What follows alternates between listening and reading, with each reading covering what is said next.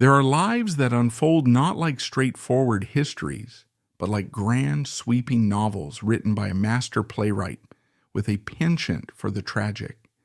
These are not the sun-drenched epics of celebrated conquerors or the triumphant chronicles of monarchs who fulfilled their destiny. Instead, they are the more complex, more poignant narratives that flicker in the margins of power, tales of immense promise and heartbreaking compromise. They are the stories of the almost queens, the might-have-beens, the figures who stood upon the very precipice of a world-altering destiny, only to be pulled back by the unyielding forces of law, faith, and duty.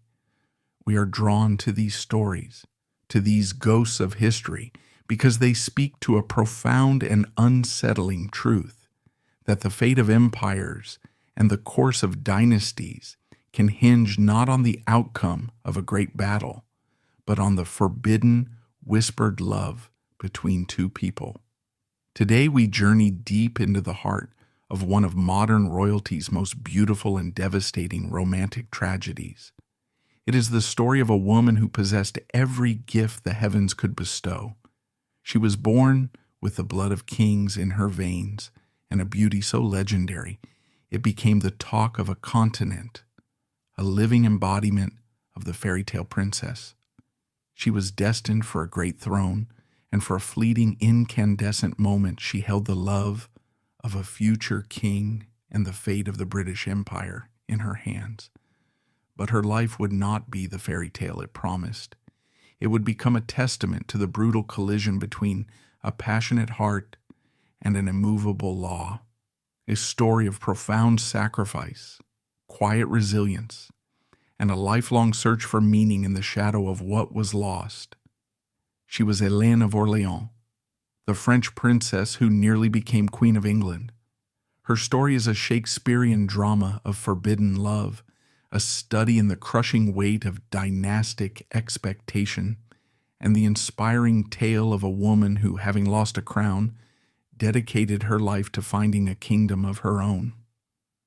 Join us as we pull back the velvet curtain of the Victorian age to uncover the intensely romantic, deeply tragic, and ultimately triumphant spirit of the princess who gambled everything for love, and in losing, found herself. To comprehend the radiant star that was Princess Hélène and the rigid constellation in which she was placed, one must first understand the peculiar, suspended world of her birth. Her story begins not in the magnificent palaces of a reigning monarchy, but in the quiet, dignified exile of a dynasty that refused to be forgotten. Hélène Louise Henriette d'Orléans was born on the 13th of June, 1871, in the leafy, unassuming London suburb of Twickenham. This setting was not a matter of choice, but of political necessity. She was the daughter of Philippe, Count of Paris, a man who, to his loyal followers, the Orléanists, was not a mere count, but His Majesty Philippe VII, the rightful king of France. She was from her first breath a princess of a phantom kingdom.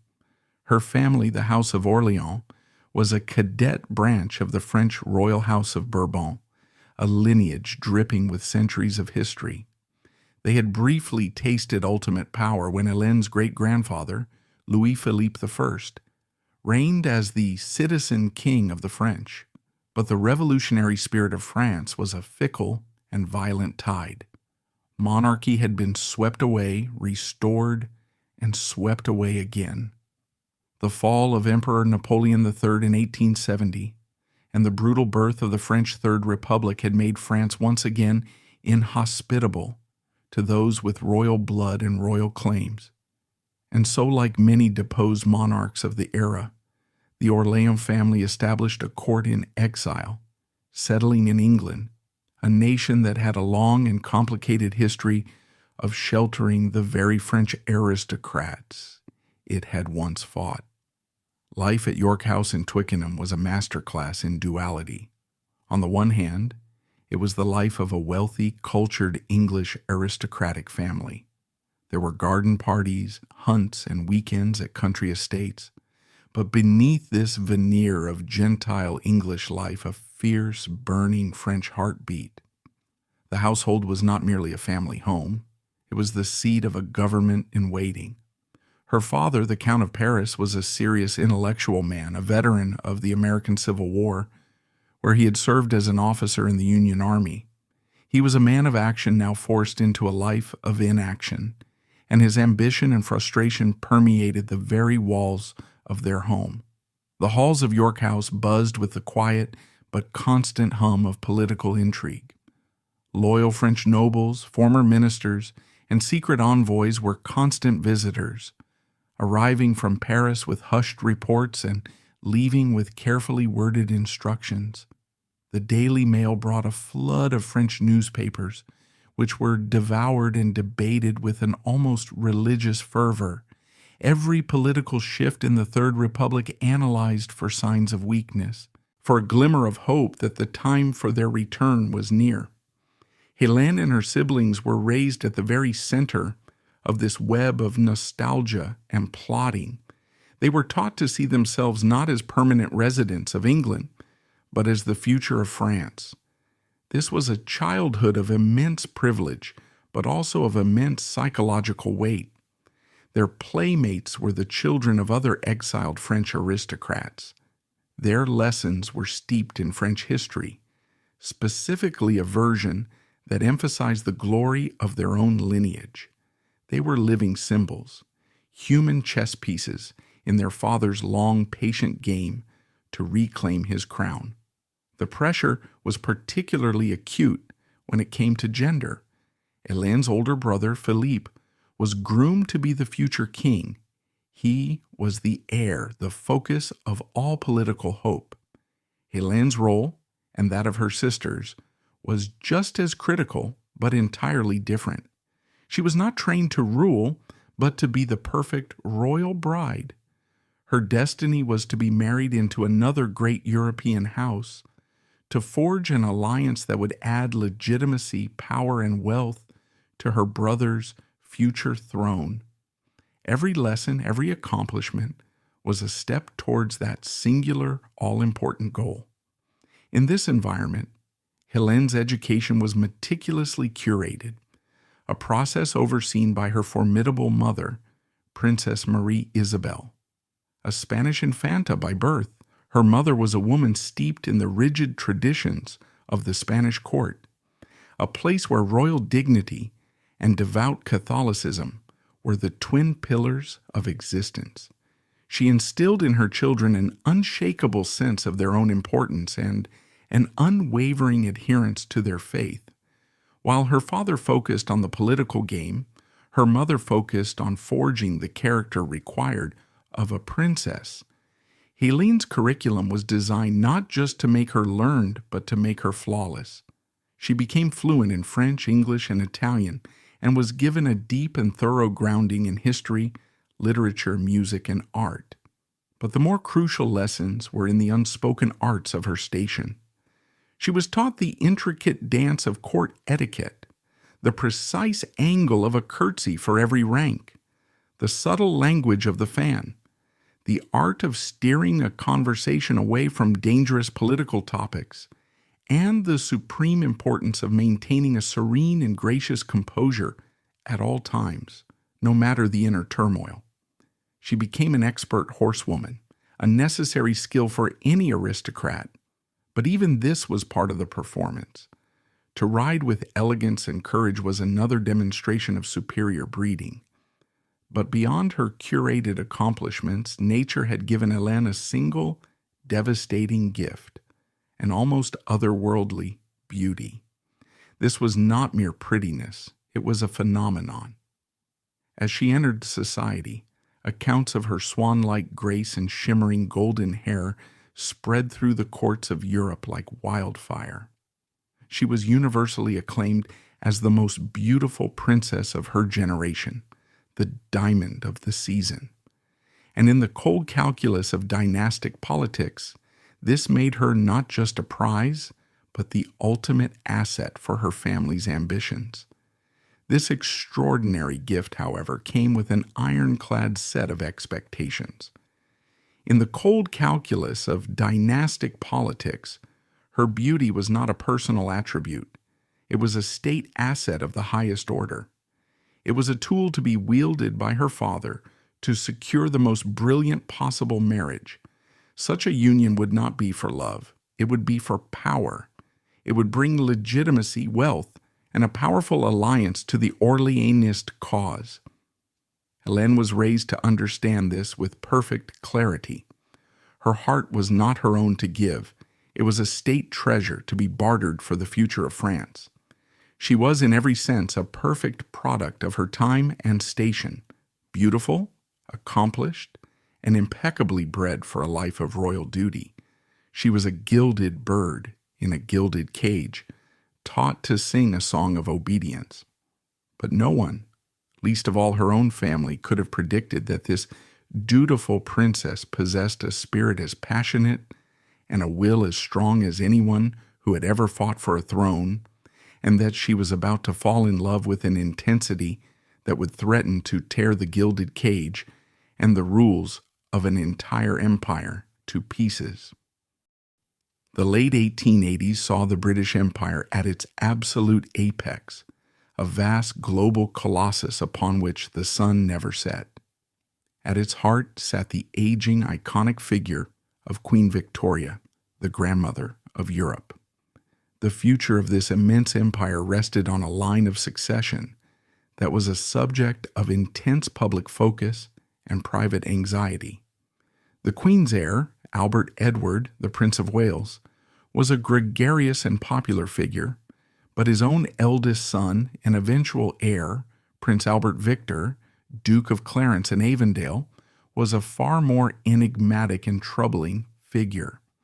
Known to his family and the public as Prince Eddie, he was the man who stood second in line to inherit the throne of the most powerful nation on earth. Yet, he was a young man shrouded in a fog of melancholy and unsettling rumors. He was gentle and kind-hearted, but possessed a languid, listless nature that seemed entirely at odds with the dynamic energy of the Victorian age. His tutors had privately despaired at his lack of academic focus, calling him abnormally dormant, and his time at Cambridge University and in the army had been undistinguished. He drifted through his ceremonial duties with a quiet apathy, his gaze often distant, his mind seemingly elsewhere. Worse, his name was whispered in connection with various scandals, most notably the Cleveland Street affair, which involved a high society homosexual brothel. While no direct involvement was ever proven, and many historians now believe he was entirely innocent, the mud clung to him, feeding the public perception of a weak, dissolute, and dangerously unsuitable future king. Finding a strong, vibrant, and unimpeachably respectable wife for Eddie was therefore not merely a family matter. It was a project of national importance, a mission to secure the future of the monarchy itself. It was into this carefully managed and anxious environment that Princess Hélène of Orléans arrived like a bolt of lightning. The exact moment their acquaintance blossomed into love is lost to the mists of history, but the impact was immediate and explosive. For Prince Eddie, the diffident, lonely young man who had lived his life in the shadow of immense expectation and quiet criticism, Hélène was a dazzling vision, a creature of light and fire. Where he was hesitant, she was decisive. Where he was aimless, she possessed a powerful sense of purpose. He was, by all accounts, instantly and completely smitten. He fell for her not just as a beautiful princess, but as a vibrant, intelligent, and strong-willed woman who seemed to possess all the certainty he lacked. She was perhaps the anchor his drifting soul had been searching for. And for Hélène, the princess who had been raised to see marriage as a cold political calculation between strangers, Eddie offered something entirely unexpected and deeply intoxicating.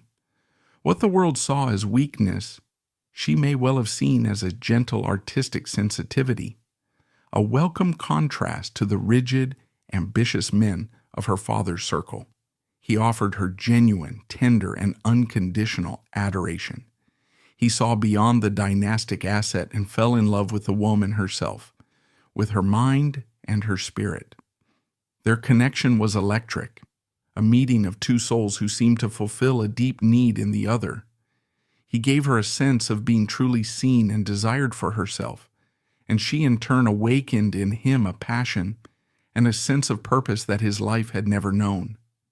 They fell into a deep, all-consuming love, a romance that, for a brief, glorious period, felt powerful enough to sweep away every obstacle in its path. To the romantic public, they were the perfect fairy tale couple. He was the heir to a great empire. She was the most beautiful princess in the world. The illustrated papers on both sides of the channel were filled with sketches of them, and society buzzed with delighted speculation. But within the hallowed halls of Windsor Castle and the corridors of Whitehall, their love story was viewed not as a fairy tale, but as a constitutional nightmare of the First Order. The obstacle was a single unmovable monolith: religion. Hélène was not just a Catholic. She was a member of a deeply devout French Catholic family that saw its faith as inextricably linked to its royal identity. The British monarchy, on the other hand, was defined by its Protestantism. The institution of the modern British state had been forged in the fires of the 17th century Glorious Revolution, a direct reaction against the perceived threat of a Catholic monarch. This foundational principle was enshrined in the Act of Settlement of 1701, one of the most critical documents in British constitutional law. Its terms were absolute and unforgiving. Any member of the royal family who shall profess the popish religion or shall marry a papist would be forever incapable to inherit, possess, or enjoy the crown and government of this realm. For Prince Eddie to marry Hélène, he would have to renounce his right to the throne. He would have to give up his birthright, his destiny, and his sacred duty to his people. It was an unthinkable choice, a sacrifice that would not only end his own royal career, but would also throw the entire line of succession into chaos, passing the crown to his younger, unprepared brother George. The establishment, from the Prime Minister, Lord Salisbury, to the Archbishop of Canterbury, was united in its horrified opposition. This was not a matter for debate. It was a matter of national security that threatened to unravel centuries of legal and religious precedent. Yet so powerful was their love that Hélène and Eddie refused to surrender. They decided to attempt the impossible, to find a way to tear down the wall that stood between them. In an act of truly astonishing bravery and devotion, Hélène made a proposal that sent shock waves through every royal court in Europe. She, a princess of the House of Orléans, offered to defy her family, her heritage, and her pope, and convert to the Church of England. This was a sacrifice of almost unimaginable proportions.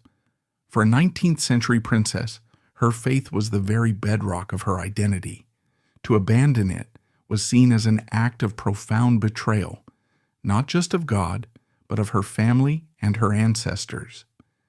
Nevertheless, determined to have the man she loved, Hélène formally wrote to him, declaring her willingness to change her faith. She then embarked on a desperate, high-stakes diplomatic mission of her own. She traveled to Rome and secured a private audience with Pope Leo XIII himself. With all the earnest passion of her heart, she pleaded with the pontiff to grant her a special dispensation, to release her from her Catholic obligations so that she could marry the future King of England. The Pope was reportedly sympathetic to the young princess's plight, but his position was unassailable. The laws of the Church were clear. He gave her his blessing as a father, but his official answer was a firm and final no. Simultaneously, Her own father, the Count of Paris, was utterly appalled by the idea. For him, the Orleanist claim to the French throne was intrinsically linked to its identity as the defender of the Catholic faith in France. For his own daughter to abandon that faith for the sake of an English prince was a political and personal betrayal of the highest order. He flatly forbade it, threatening to disown her. Back in England, the forces arrayed against them were just as powerful, though perhaps more sorrowful. Queen Victoria, who had developed a real and deep affection for Hélène, was personally torn. She adored her grandson and saw that he was truly, deeply in love for the first time in his life. She admired Hélène's beauty and spirit, writing in her journal, "I am very fond of her, and she is very charming." But the queen, for all her imperial power, was a constitutional monarch. She could not change the law. With a heavy heart, she acknowledged that the marriage was impossible. Eddie's own mother, Princess Alexandra, was also deeply fond of Hélène and was heartbroken for her son, but she too was powerless against the combined weight of church and state. The lovers were trapped. Every door had been slammed in their faces. Their desperate, courageous gamble had failed. The weight of law, history, and family duty had proven too heavy. Eddie was reportedly plunged into a deep depression, while Hélène was left to face the devastating reality that the greatest love of her life was doomed. Then, just as they were grappling with this heartbreaking impasse, fate intervened with an act of unspeakable cruelty. In the cold winter of 1892, a deadly influenza pandemic was sweeping the globe. Prince Eddie, attending the funeral of a family friend, contracted the virus. His constitution, perhaps weakened by the emotional turmoil of his forbidden love, quickly succumbed. Within a week, he developed pneumonia, and on January 14, 1892, at the royal estate of Sandringham, Prince Albert Victor, Duke of Clarence and Avondale, heir to the British throne, died. He was just 28 years old. The nation was shocked into a state of profound mourning. A future king had been stolen from them. But for Hélène, the news was an emotional cataclysm. She was in Paris when she heard, and her grief was absolute and isolating. She could not mourn publicly with the British royal family. She was, after all, just a foreign princess. She had to bear the loss of the man for whom she had been willing to sacrifice everything in private, an outsider to the official sorrow. Her dream had not just been denied, it had been utterly and irrevocably destroyed. In the somber months that followed, a strange and poignant epilogue to this tragic love story began to unfold. Prince Eddie's younger brother, George, was now, to his own shock and dismay, the heir to the throne. George was a very different man from Eddie. He was quiet, dutiful, and deeply serious. A career naval officer who had never expected or desired the throne. In the shared grief that followed his brother's death, a gentle, tender bond formed between him and Hélène. He was deeply moved by her sorrow, and she in turn found comfort in his steady, compassionate presence. For a brief, hopeful moment, it seemed that destiny might offer a second chance. Their respective mothers, Alexandra, the Princess of Wales, and the Countess of Paris, both saw the potential for a wonderful match and actively encouraged the burgeoning relationship. Marrying George would still place Hélène on the throne she had come so close to sharing with his brother. But it was not to be. The ghost of the original obstacle remained. The act of settlement had not vanished. The constitutional crisis that a marriage would provoke was still a reality. The wounds of the previous battle were too raw, and George, unlike his more romantic brother, was a man for whom duty ultimately outweighed all other considerations. With the quiet encouragement of Queen Victoria, he was gently steered towards a more suitable bride, Princess Mary of Teck, the very woman who had been Eddie's fiancée at the time of his death. For Hélène, This was the final definitive heartbreak, the door to a life in England, the door to the love and the crown she had so fiercely fought for, was now bolted shut forever.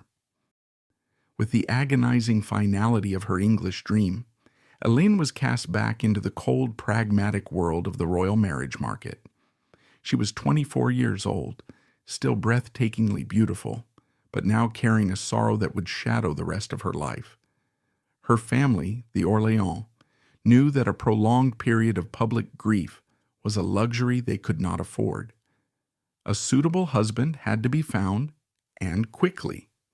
The criteria were simple. He must be of royal blood, and crucially, he must be a Catholic. The search led them to Italy, a newly unified kingdom eager to solidify its standing among the old monarchies of Europe. The chosen candidate was Emanuele Filiberto of Savoy, the second Duke of Aosta. He was on paper a perfect match, a first cousin of the reigning king of Italy, Victor Emmanuel III. The Duke was a high-ranking member of one of Europe's oldest royal houses. On the 25th of June, 1895, at the Church of St. Raphael in Kingston upon Thames, not far from where she had grown up in exile, Princess Hélène married her Italian Duke. The wedding was a grand affair, attended by royalty from across the continent, a glittering spectacle designed to mask the quiet tragedy at its heart.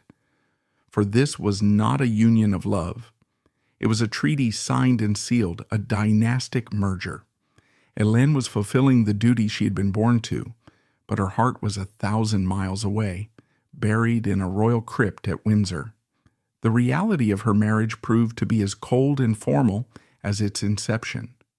The Duke of Aosta was a man forged in the rigid mold of the military. He was disciplined, brave, and utterly devoted to his army career, a man who lived his life by regulations and timetables. He was a stark contrast to the gentle, romantic Eddie. He and Hélène were two strangers bound together by a vow, inhabiting the same magnificent palaces, but living in entirely separate emotional universes. Their relationship was one of polite, formal distance. They performed their public duties as Duke and Duchess with impeccable decorum, and they fulfilled their dynastic obligation by producing two sons, Amadeo, born in 1898, and Aimone, born in 1900. But beyond these official functions, there was little warmth or companionship. The Duke was frequently away on military postings, and Hélène was left to navigate the stiff, unfamiliar protocols of the Italian court alone, her spirit still aching with the memory of a love that was passionate, spontaneous, and real. Faced with a lifetime of emotional emptiness, Hélène made a conscious and determined choice. She would not wither away in her gilded Italian cage. If she could not find happiness in her marriage, she would forge a life of purpose on her own terms. It was this decision that marked her transformation from a tragic romantic heroine into a woman of remarkable substance and modernity.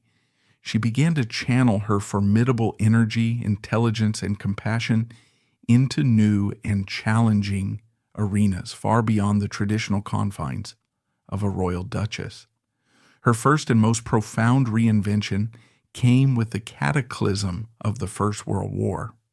When Italy entered the war in 1915, Hélène did not content herself with the safe ceremonial roles typically assigned to royal women. She threw herself into the war effort with a fierce, hands-on dedication that was nothing short of extraordinary.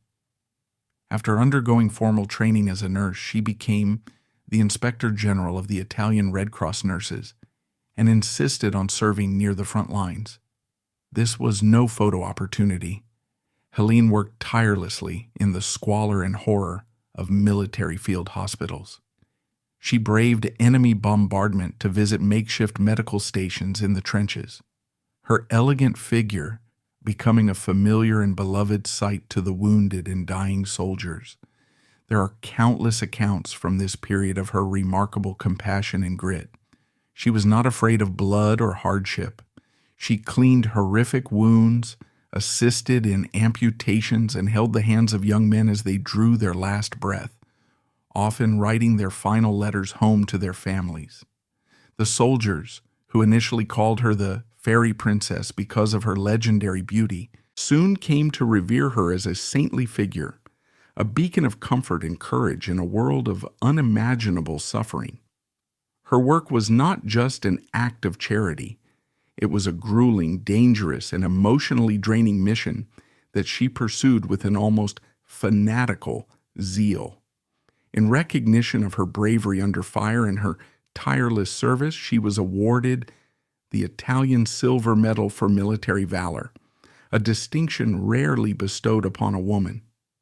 In the crucible of the Great War, the heartbroken princess had found a new and profound calling. She had found a way to transmute her personal pain into a powerful force for healing, earning a level of public adoration and self-respect that her loveless marriage could never provide. When the war finally ended, Hélène found it impossible to return to the staid, empty life of a court duchess. The war had unleashed a restless, adventurous spirit that now demanded a new outlet. She turned her attention to the vast, unexplored continent of Africa. In a series of ambitious and often perilous expeditions, she traveled deep into the heart of the continent, a pursuit highly unusual for a European woman of her time, let alone a princess. She journeyed up the Nile, explored the Congo Basin, and crossed vast stretches of the Sahara, not as a mere tourist, but as a serious and observant traveler. She documented her experiences meticulously in a series of published travelogues, including the celebrated Travels in Africa. Her writing reveals a sharp, inquisitive mind and a genuine fascination with the cultures, landscapes, and wildlife she encountered. She was more than just an adventurer.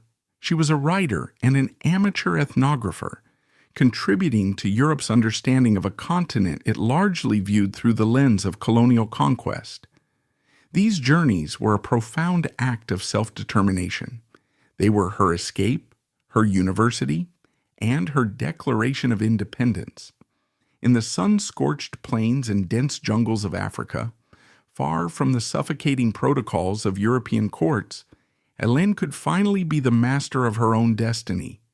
Through her wartime nursing and her daring explorations, she had successfully forged an identity for herself that was entirely her own creation, courageous, compassionate, and fiercely independent.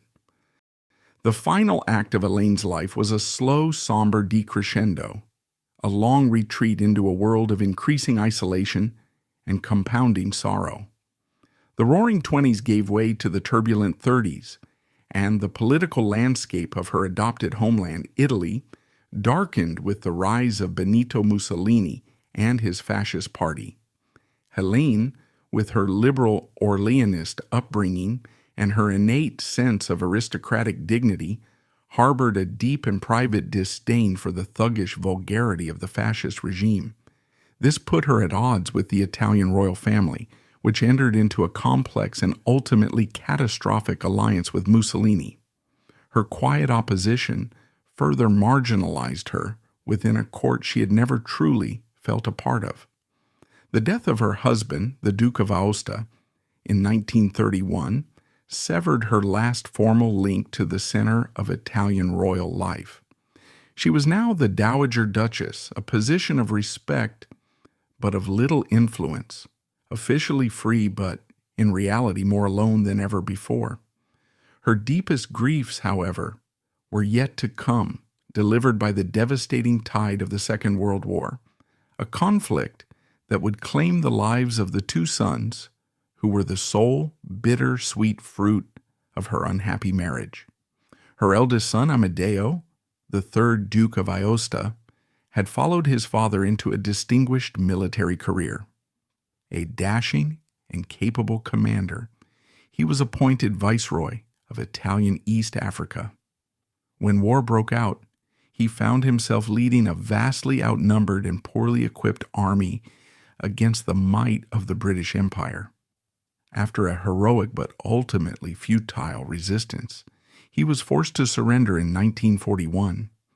To Hélène, the news that her son was a prisoner of the British, the very nation that held the ghosts of her youthful dreams, must have felt like a particularly cruel twist of fate. Amadeo was treated with the respect due his rank, but the harsh conditions of the prisoner of war camp in Nairobi, Kenya, took their toll. In March 1942, he died of a combination of tuberculosis and heart failure. The loss of her firstborn, a captive of her former love's empire, was a devastating blow from which Hélène would never fully recover. Tragedy continued to stalk her family. Her younger son, Amon, also a naval officer, was caught in one of the war's most bizarre political episodes. During the Axis occupation of the Balkans, he was named king of the independent state of Croatia, a newly created puppet state. It was a crown he never wanted and a throne he never sat upon, a title that brought him nothing but danger and political compromise. After the war, with the Italian monarchy abolished, Amoni went into exile in Argentina, where he died suddenly in 1948. In the space of 6 years, Hélène had lost both of her sons, one to war and disease, the other to the bitter aftermath of defeat and exile. The cumulative weight of a lifetime of loss was now unbearable. The great love of her youth, the lonely marriage, the horrors of the First War, and now the deaths of her children. It was a burden of grief too heavy for any soul to carry. Hélène retreated almost completely from public life, seeking refuge in her villa in Castellammare di Stabia, a coastal town overlooking the beautiful Bay of Naples. It was a place of stunning beauty that became the setting for her long, sad twilight. Plagued by chronic insomnia and the deep gnawing pain of her losses, she fell into a state that was then euphemistically described as nervous exhaustion. Like many in her era and social class who had endured immense trauma, she became increasingly reliant on prescribed medications, sedatives to help her sleep, and analgesics to numb the pain, both physical and emotional. This was not the sordid tale of addiction we might imagine today, but a quiet, medically sanctioned descent, a common but tragic path for those with no other recourse for their suffering. The drugs provided a muted escape, but they slowly and inexorably took their toll on her once vibrant health, wrapping her final years in a gentle melancholic fog. The luminous princess who had once been the toast of Europe was now a frail, reclusive old woman, living with her memories and her ghosts. The world had moved on, forgetting the great royal romances and the courtly intrigues of the Victorian age. Her story had become a historical curiosity, a poignant footnote in the biographies of more famous kings and queens. On the 21st of January 1951, Princess Hélène of Orléans, Dowager Duchess of Aosta, died peacefully in her villa. She was 79 years old. Her passing was not a major international event. It was a quiet end to a life that had been lived on a grand stage but had concluded in the silent wings. It was the final curtain on a story that had promised the brilliance of a fairy tale, but had delivered the profound, heartbreaking truth of a Greek tragedy. So what remains of a life like Hélène of Orléans? What is the final legacy of a woman defined more by what she lost than by what she gained? She left behind no great monuments, passed no sweeping reforms, and her name does not appear in the lineage of any reigning monarch. By the traditional patriarchal measures of royal history, where success is measured in crowns and heirs, her life could be dismissed as a beautiful, tragic failure. She was the almost queen, the perpetual runner-up in the Game of Thrones, a woman whose immense potential was ultimately thwarted by the unbending rules of men. But to view her life through such a narrow lens is to miss the profound and enduring power of her story. Hélène's true legacy lies not in the annals of statecraft, but in the more resonant and universal chronicle of the human heart. She has become an immortal symbol of one of life's most elemental conflicts, the clash between passionate, individual love and the immense impersonal weight of duty and tradition. Her romance with Prince Eddie is far more than a forgotten piece of royal gossip. It is one of history's great what-if scenarios. Had she been born an Anglican, or had the laws of Britain been different, she would have become queen. Her strength and intelligence might have bolstered the weak-willed Eddie, perhaps even saving him from his early death. Their children would have inherited the throne. The shy, stammering Prince George would have remained a contented naval officer, and his daughter Elizabeth II would never have become queen. The entire course of the British monarchy in the 20th century, and indeed the world, would have been irrevocably altered. Her story is a powerful testament to how the most intimate and personal of choices can have vast, world-shaking consequences. Beyond this romantic tragedy, Hélène's life stands as a remarkable example of female resilience and self-invention. In an era that sought to confine women of her class to the roles of wife, mother, and social ornament, Hélène refused to be defined by her limitations.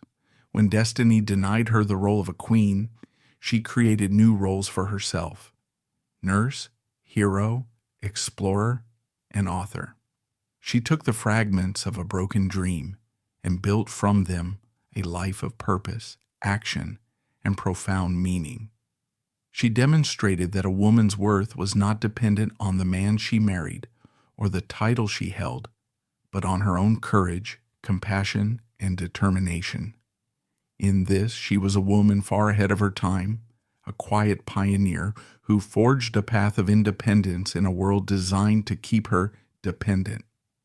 Ultimately, the enduring fascination with Princess Hélène comes down to her deeply, painfully human story. Her life reminds us that behind the magnificent portraits and the glittering tiaras, royal figures are subject to the same hopes, passions, and devastating heartbreaks that govern all our lives. She was blessed with every external gift imaginable: birth, beauty, and the love of a future king, yet was denied the simple fundamental happiness that so many take for granted. Her journey from the pinnacle of hope to the quiet depths of sorrow is a poignant and timeless lesson on the vanity of worldly ambition and the true elusive nature of contentment. She remains the Shadow Queen, the beautiful ghost who haunts the edges of British history, a symbol of a different path, a different world that almost was. But she was also so much more. She was a woman who faced the greatest disappointment of her life, not with bitterness, but with a grace and fortitude that transformed her into a hero in her own right. Her legacy is a testament to the enduring strength of a spirit that, even when broken, can find the courage to heal others, to explore the world, and to write its own unique and unforgettable story.